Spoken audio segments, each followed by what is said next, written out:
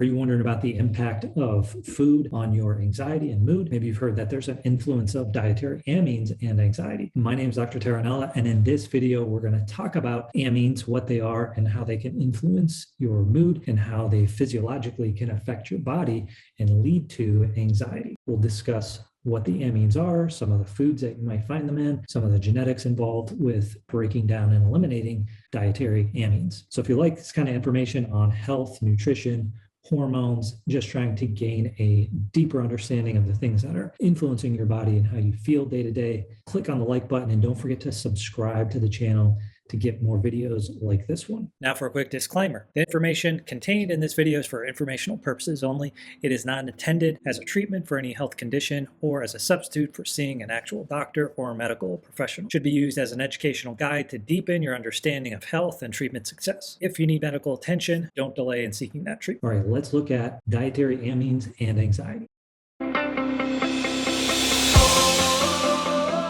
So first we want to look at what actually is an amine. Amines are biologically active compounds that can stimulate your nervous system, similar to how dopamine and adrenaline stimulate your nervous system and can make you feel anxious and worried and fearful. Whether we're talking about amines like dopamine or adrenaline or epinephrine or other types of amines, they're all structurally kind of similar. And that's an important point we'll come back to in just a minute. But general purpose of amines, the way they work in your body, is that they are uplifting to your mood, can help you focus. But in some cases, they can actually give you anxiety, sleep issues, trouble falling asleep, waking up early, or even panic. And what they do at any given moment is going to be dependent on how much of them are present, how much your body is burdened with those stimulating chemicals. And if there's a lot of them, they're really stimulating those receptors. You're going to get that sense that things are not right. You're feeling on edge, anxious, etc. We should also note, though, too, that these molecules are not just biologically active in the psyche or in the mind. They also do things throughout the body. They have effects on your cardiovascular system. They can speed up your heart rate, digestive system, respiratory system, and many other parts of our bodies are affected by these amines. Other than the neurotransmitters noted above, there are specific groups of molecules that are referred to as amines. For the purpose of this video, we're going to focus on the ones that are produced by the body or found in food. Collectively, all these amines that are in this group, the ones that are produced by the body or found in food, are called biogenic amines. Again, these amines are found in food or from microbes that generate them when food sits around too long or as the food kind of passes through our digestive tract. These amines are also created. Some examples of the neurotransmitters we already gave, but like I said, dopamine, norepinephrine, epinephrine, serotonin, and histamine are the most common amines that are notable as far as neurotransmitters. But some examples of microbially generated amines are putrescine, spirimidine,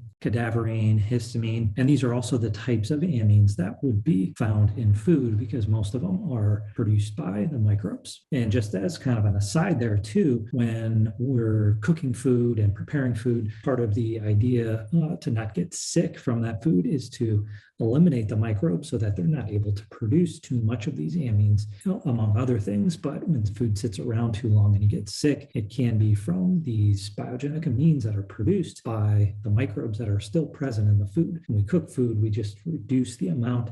They're still there in small quantities. Depending on how long it sits and how well you cooked it, you may get, problems from that. So as I said, many foods contain amines, and a good example of this is histamine. That can be particularly aggravating for some people, but these amines have a residence time in the body, so they stick around in your body for a certain period of time.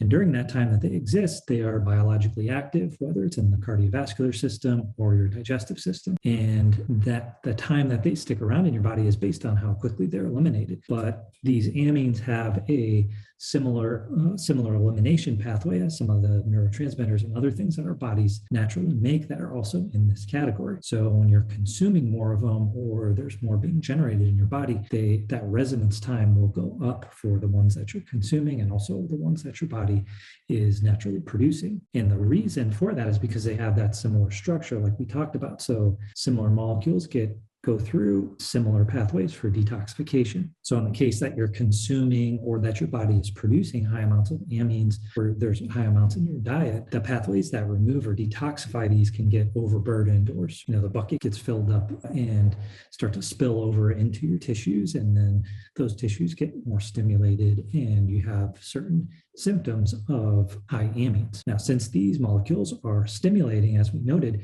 some of those symptoms can be higher amounts of anxiety, worry, stress, and the other symptoms that go along with that, sometimes palpitations, shortness of breath, just generally not feeling well because your body is like revved up. Same way as if you have a close call in a car accident, you're going to kind of feel a little stimulated. That's the epinephrine or adrenaline in your body. The same thing can happen from certain foods, especially when there's a lot of it around. In addition, if you have genetic alterations in the pathways that eliminate these amines, you may have even more sensitivity to these foods or those types of situations that are causing your body to produce more adrenaline. Two of the common pathways or enzymes that are involved in elimination of amines are COMT and MAO-A and B. So both of those enzymes are involved and they do a lot of the heavy lifting for that, but they're not the only enzymes involved. So if you have a genetic alteration, foods that are high in amines may not be the best for you, or they may just increase your anxiety. But just because you have a genetic alteration in those doesn't necessarily mean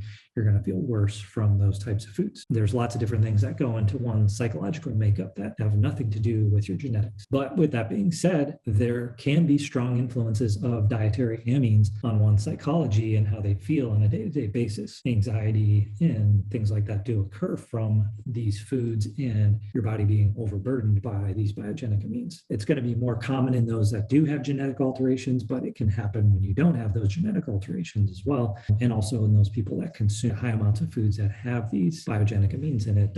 One simple one that comes to mind is like fermented foods. They're going to have a lot of these biogenic amines in it. And then also people that have a lot of allergic or sensitivity type reactions, whether it's environmental or food related, those allergies, that histamine is contributing to the poor elimination or slowed elimination of these biogenic amines. And that's how dietary amines can affect anxiety and other mood related things. All right, that's all I had for this video on dietary amines and anxiety. If you do have questions about anything in this video, definitely drop it in the comment section. There's a lot more to potentially cover on this topic. If there's interest, I'll definitely do that. Thanks again for watching. We'll see you next time.